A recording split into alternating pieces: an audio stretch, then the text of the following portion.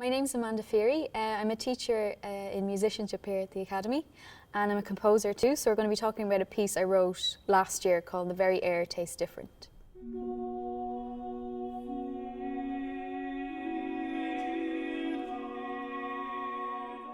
The title of the piece, The Very Air Tastes Different, is taken from a tweet.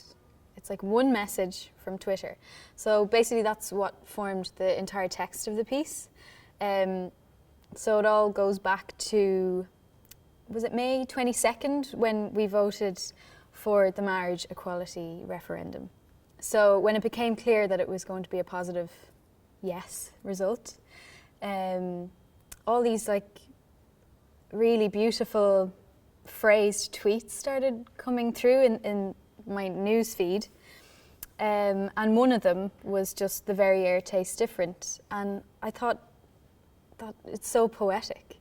And then it's so meaningful as well for the day that was in it.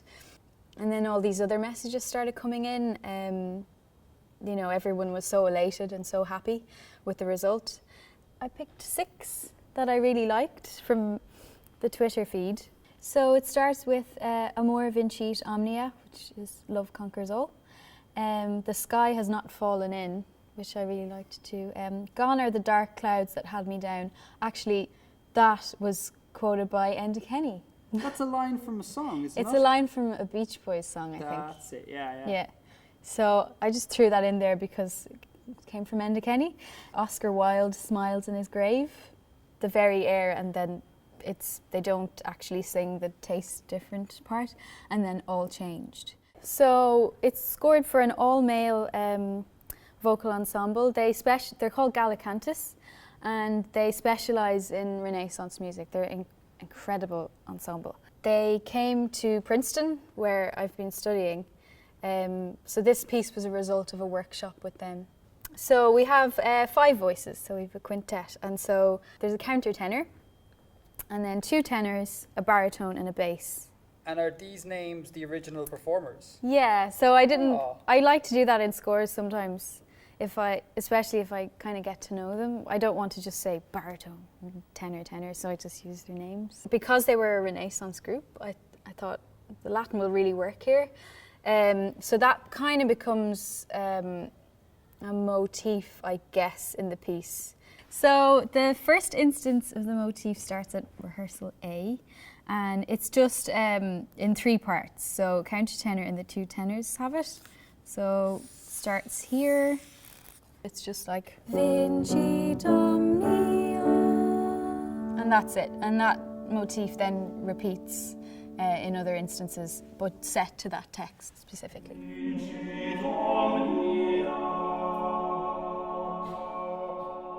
So in terms of the form of the piece, it starts off with a pretty, not heavy chord. They go to a grovelly kind of, their lowest register they can, and they go, and they break into this sweet sounding chord. So it goes from sort of gravelly to sweet. I chose registers for that first chord that would be maybe not particularly comfortable in register, and as in I wanted a certain kind of tension. So some of the vocal parts are maybe higher than, I mean they can sing high, but it's in that kind of range where an element of tension comes into it. And then another element that comes in then was this, I had this idea of a glitch. So again, I chose a register for the top 3 voices, so countertenor and 2 tenors, that was quite high. And they just pop out of the texture, so it's like a little kind of chordal accent. And I had this idea of glitch because I was thinking about Twitter and the whole idea of the news feed, and sometimes you get these glitches that pop up from time to time. So I was thinking of that effect having a musical quality, or kind of translating it into a musical quality. In that section then I have the first instance of a vocal technique that we tried out in the workshop, that I was interested in. So the way I described it was wavering / oscillating, a slightly breathy ha sound as you begin note to break up the A, which is the pitch. So it'd be ha ha ha ha ha ha. So there's kind of a breathiness You can hear the air. at the back, and then the pitch, you can hear the air exactly. So the tenor is singing it at one kind of pace.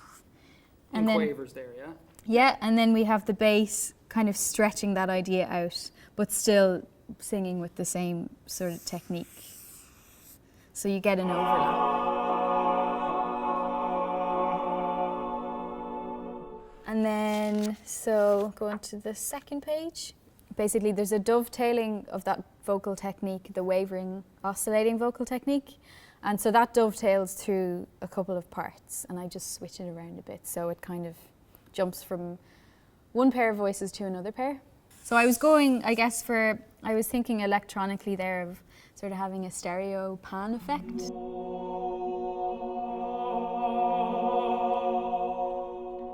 Then that comes in another pair of voices, so we have baritone and bass again.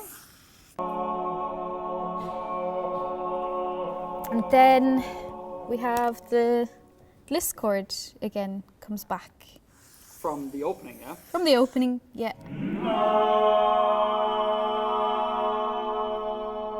And then at this stage, we have, I guess, if I'm thinking about the idea of counterpoint here, we have various melodies and kind of counter melodies going on, and that moves into quite a build-up dynamically, so we get quite loud, and again I have different parts singing at various speeds, so it's that idea of chatter again, and it kind of builds up to where it's just not noise, because it's not noise in the piece, but that idea of there's just a build-up of chatter, and we get louder and louder and louder. But that build-up leads to the repetition of the Latin text motif. We get that comes back again in another group of voices. I guess to sort of envelop that moment then, it kind of tapers off with the countertenor singing that vocal technique again. Ha ha ha ha, and he sort of fades out basically. And that's, I guess I considered that section from beginning to there the first part of it in terms of the form. Then at this stage we go into section C. I've changed the ha ha ha to kind of sort of varying vowel sounds, because I was kind of influenced here by a piece by Stockhausen called Stimmung, where he's dealing with this chord and this note quite atomically, and within that there's all these vowel and vocal changes. So we're listening to one sound continuously, but it's also continuously changing because of what is going on within it. I haven't set any, they can do what they want. Here it's slightly improvisatory in that they could stick to one vowel sound out of that selection if they wanted, or they can change it up note by note if they wanted to. Because I think it would have been quite a nightmare to set very specific vowel sounds for each note, and them having to read it, so this frees them up a lot to do that. So then all they have to do is pick whatever vowel sounds they want to sing on that pitch, and then dynamically there's kind of swells that happen at varying times for those voices as well. So that's introduced at the start of that section. And then the first voice to come in with the rest of the text is the bass and baritone. So they come in with a day.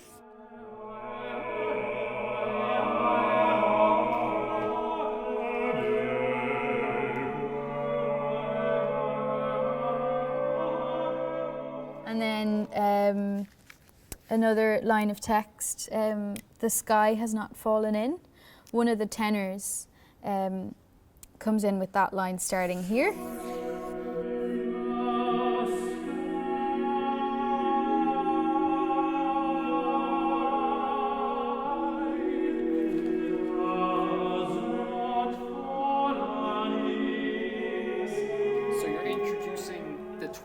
Amongst all the vowel texture. Amongst all the chatter. All the chatter, yeah. Yeah, so yeah. one by one they're coming in. That's the idea. And that's sort of how it was for me coming in that day. Sort of. Mm-hmm. There's a lot of other news, obviously, and then these other tweets were popping through, basically. So the idea is that there's this background chatter as well, and that's constantly changing too. But these lines cut through. And each voice is given the line. And then the line, Gone are the dark clouds, that had me down, the Enda Kenny line, I gave that to the countertenor, so that really cuts through. So in terms of the countertenor's register, that's right up there. It's really right up there.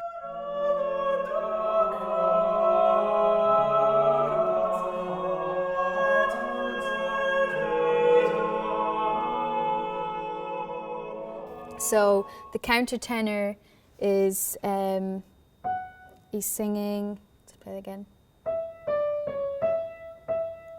Gone are the dark clouds, and then just so that starts on E, and then we get to F sharp, and that's the highest of his range. So it's quite high. It's for up him. there. Yeah, definitely. But he nailed it. And then I had this idea to sort of have like a little duet between the countertenor and one of the tenors. So they would sing the Oscar Wilde Smiles in his grave. So they sing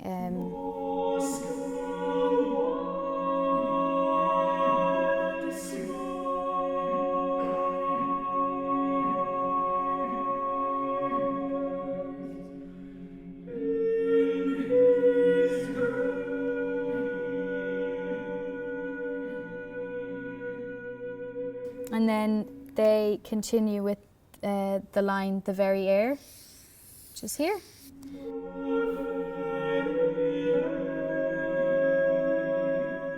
And then the piece ends with just one of the tenors, so they all kind of slow down here, basically, the pulsing idea. And then we just get this, I tried to sort of isolate this line as much as I could. So all changed kind of ends the piece.